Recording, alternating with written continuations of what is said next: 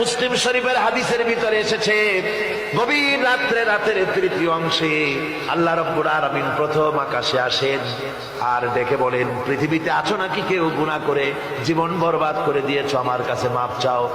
ঋণগ্রস্ত আছো, অসুস্থ আছো, অপমানিত আছো, কে আছো মাজলুম, আমাকে ডাকো, আমার কাছে বলো, আমি ডাকের সাড়া দেব, জীবনের আশা পূরণ করে দেব।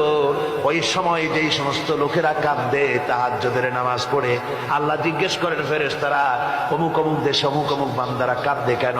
ফেরেশতারা বলে, রব্বুল আলামিন তুমি তো ভালো করে জানো। আল্লাহ বলেন, জানি, তবু তোমাদের মুখে শুনতে চাই। তারা বলে, রব্বুল আলামিন তোমার এই বান্দা গুনাহ করেছে, গুনার জন্য মাপ চায়, জাহান্নাম থেকে বাঁচতে চায়। আল্লাহ পাক বলেন, ফেরেশতারা আমার এই বান্দারা আমারে দেখেছে নাকি? বলে দেখে নাই। বলে আমার দোজখ দেখেছে নাকি? বলে না, তাও দেখে নাই। আমার বেহেশত দেখেছে নাকি? বলে না, তাও দেখে।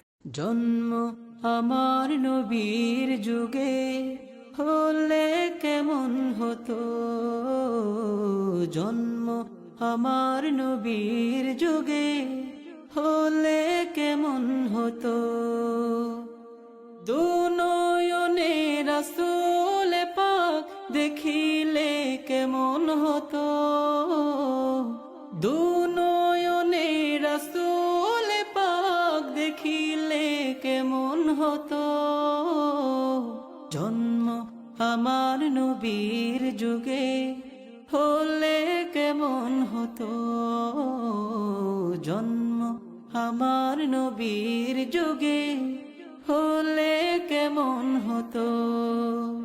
আসতো ভেসে হযরতের বেলালের মধুর আযান, সেই